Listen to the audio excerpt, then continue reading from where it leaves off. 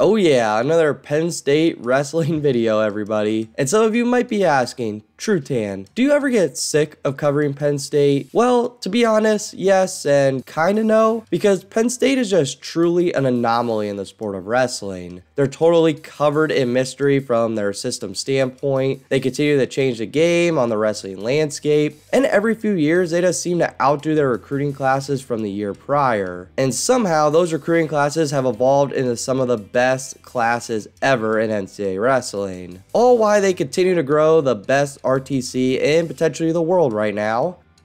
But like on a real note, how do these coaches seriously do it? Like, it's not like there's 10 coaches at Penn State all at this level. It's seriously only 4 of them with one heck of a support system around them. But unlike most of my Penn State content, or most people's Penn State content, this video isn't really here to honor them at all. It's to actually find out how the heck can a team beat Penn State at wrestling? Now again, I might be putting some questions in the viewer's mind. Like, for example, what does this TrueTan Wrestling guy know about beating the best wrestling dynasty ever? And what I say to that is, well, leave a comment and let me know your thoughts, because the video train is rolling. So let's get started and talk about some Penn State and how to take them out.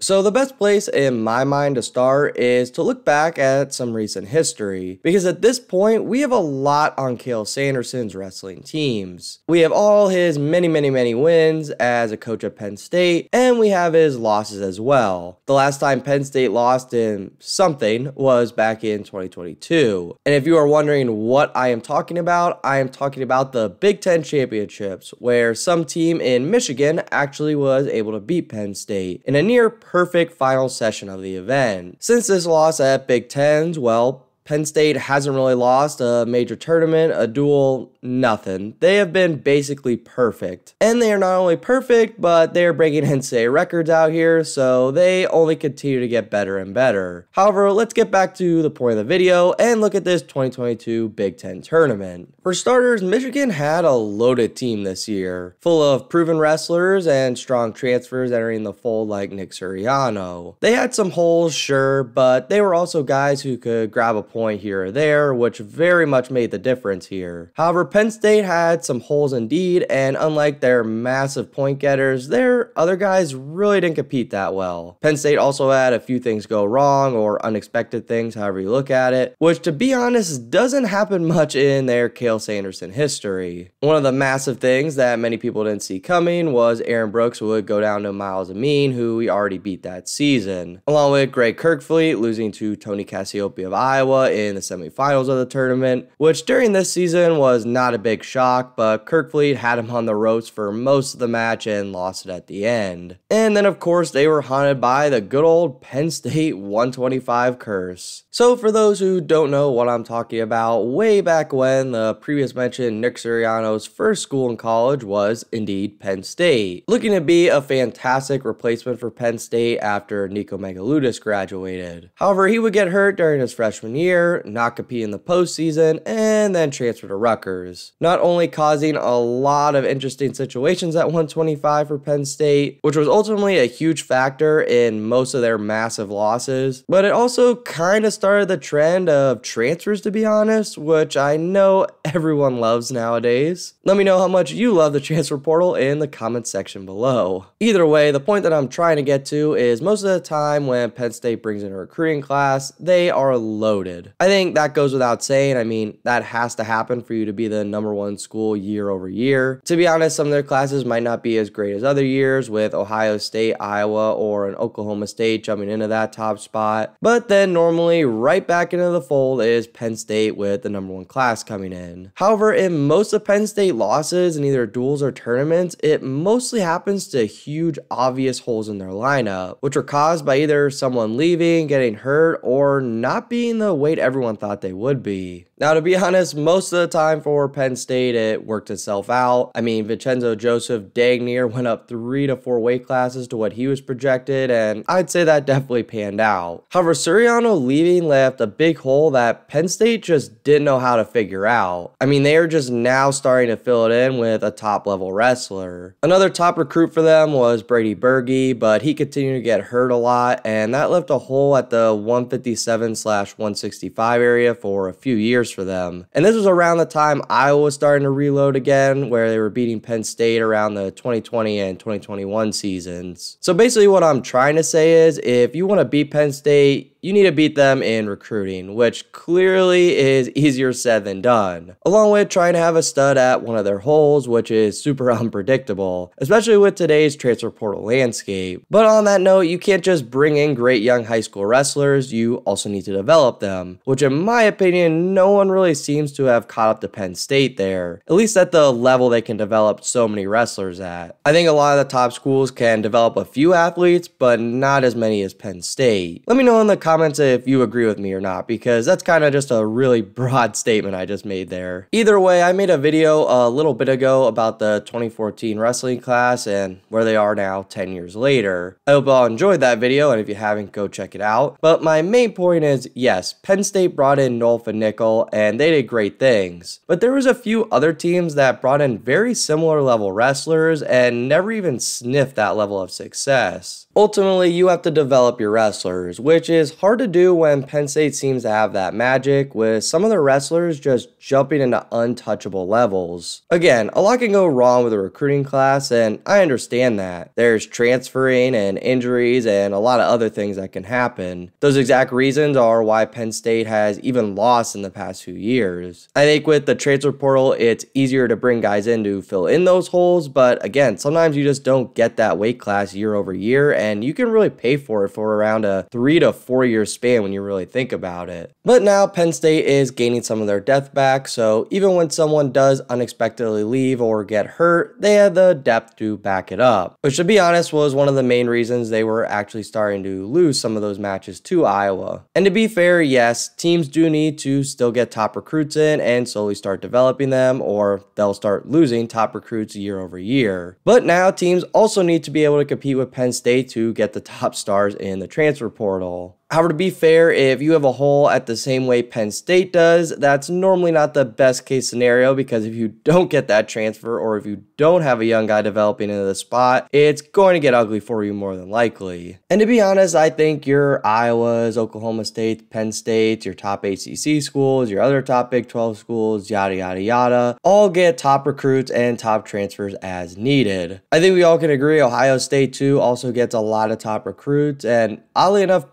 transfer portal got some top tier transfers, but have missed on some big names recently. However, they're a great example of a team that can develop some young stars into something super special, so there's a good balancing act there. But again, only a handful of teams have been able to balance it at the right moment when Penn State was down to take them out. So if you can't outdevelop Penn State, beat them in the portal, or bring in better talent consistently enough, then what do you do? Well, is it as simple as just having the right coaches and support system around you? Let's take a look at all the teams that have beat Penn State since Kel Sanderson has got there, whether it's in duels, Big Tens, or NCAAs. With Iowa, there's Tom Brands, Michigan, Sean Bourmet, Arizona State, Zeke Jones, Ohio State, Tom Ryan. All of these names are huge in the sport of wrestling. They all get big pulls with recruiting, and they've all held multiple NCAA trophies individually and as a coach for their team. When guys are being recruited, they need a coach that they seriously believe in, that can get them to the top of their goals. No one really gives that energy off more than Penn State, obviously. But all these other schools have done it before, but it took years of building and just the right moment to pull it off. Well, everyone, that's all I got for you, and like I said, there's no special sauce for beating Penn State, but don't worry, I'm sure it will come. It's crazy to me, from like 2020 to 2022, Penn State just wasn't as invincible as they are now to most. And that time frame really wasn't that long ago, so things can change fast in the NCAA wrestling landscape. I mean, just look back to 2018, Penn State had one of their best teams ever, and Ohio State nearly took them out. But overall, if you like this video, you know the drill, hit that like button, and don't forget to subscribe, along with letting me know your thoughts in the comments section below, or if you have your own formula to beating Penn State. Now, with all that said, take care, everybody.